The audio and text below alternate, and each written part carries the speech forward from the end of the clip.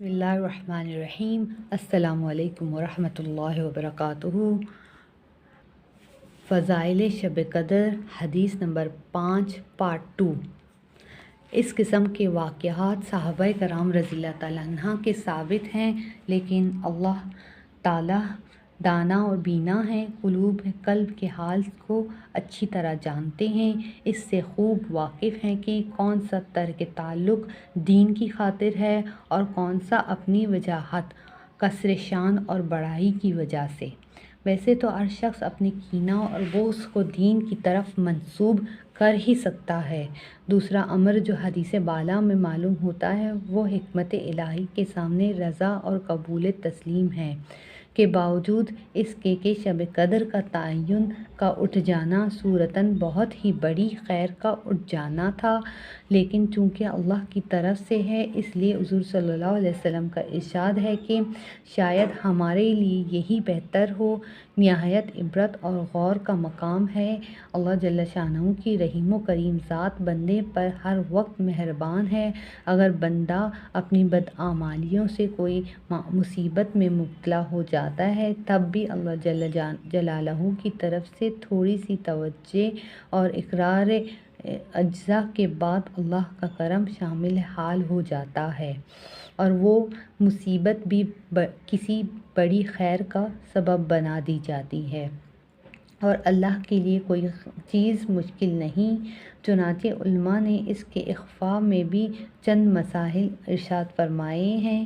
اول یہ کہ اگر تعین باقی رہتی تو بہت سی کوتاہی طبع ایسی صورتیں ہوتی کہ اور راتوں کا اہتمام بالکل ترک کر دیتے، اور اس صورت موجود میں اس احتمال پر کہ آج ہی شاید شب قدر ہو، متعدد راتوں میں عبادت کی توفیق طلب والوں کو نصیب ہو جاتی ہے۔ دوسری یہ کہ بہت سے لوگ ہیں کہ معاصی کیے بغیر ان سے رہا ہی نہیں جاتا۔ تعین کی صورت میں اگر باوجود معلوم نہ ہونے کے اس رات میں معصیت کی جرأت کی جاتی تو سخت اندیشہ ناک ہوتا۔ نبی کریم صلی اللہ علیہ وسلم کا ایک مرتبہ مسجد میں تشریف لائے ایک صحابہ رضی اللہ تعالیٰ عنہ سو رہے تھے۔ آپ صلی اللہ علیہ وسلم نے حضرت علی کرم اللہ وجہ سے ارشاد فرمایا کہ ان کو جگاؤ تاکہ وضو کر لیں۔ حضرت علی کرم اللہ وجہ نے جگہ تو دیا، مگر حضور صلی اللہ علیہ وسلم نے سے پوچھا کہ آپ تو خیر کی طرف بہت تیزی سے چلنے والے ہیں، آپ نے خود نہ جگہ دیا۔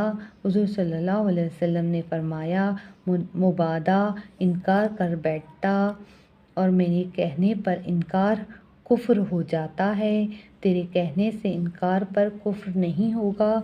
تو اسی طرح حق سبحانہ و تقدس کی رحمت نے گوارا نہ فرمایا کہ اس عظمت والی رات کو معلوم ہونے کے بعد کوئی گناہ پر جرأت کرے۔ تیسری یہ کہ تعین کی صورت میں اگر کسی شخص سے وہ رات اتفاقاً چھوٹ جاتی تو آئندہ راتوں میں افسردگی وغیرہ کی وجہ سے پھر کسی رات کا بھی جاگنا نصیب نہ ہوتا، اور اب رمضان کی ایک رات دو رات تو کم از کم ہر شخص کو میسر ہو ہی جاتی ہیں۔ چوتھی یہ کہ جتنی راتیں طلب میں خرچ ہوتی ہیں ان سب کا مستقل ثواب علیحدہ ملے گا۔ پانچویں یہ کہ رمضان کی عبادت میں حق جل جلالہ ملائکہ پر تفاخر فرماتے ہیں کہ جیسا کہ پہلی روایت میں معلوم ہو چکا ہے، اس صورت میں تفاخر کا زیادہ موقع ہے کہ بندہ باوجود معلوم نہ ہونے کے محض احتمال اور خیال پر رات بھر جاگتے ہیں اور عبادت میں مشغول رہتے ہیں۔ جب احتمال پر اس قدر کوشش کر رہے ہیں، اگر بتلا دیا جاتا کہ یہی رات شب قدر ہے تو پھر ان کی کوششوں کا کیا حال ہوتا۔ ان کے علاوہ اور بھی مسائل ہو سکتے ہیں۔ ایسے ہی امور کی وجہ سے عادت اللہ یہ جاری ہے کہ اس نوع کی اہم چیزوں کو مخفی فرما دیتے ہیں، چنانچہ اسم اعظم کو مخفی فرما دیا۔ اسی طرح جمعے کے دن ایک وقت خاص قبولیت دعا کا اس کو مخفی فرما دیا۔ ایسے ہی اور بہت سی چیزیں اس میں شامل ہیں۔ یہ بھی ممکن ہے کہ جھگڑے کی وجہ سے اس خاص رمضان المبارک کا تعین بھلا دی گئی ہو اور اس کے بعد دیگر مسائل مذکور کی وجہ سے ہمیشہ کے لیے تعین ہٹا دی گئی ہو۔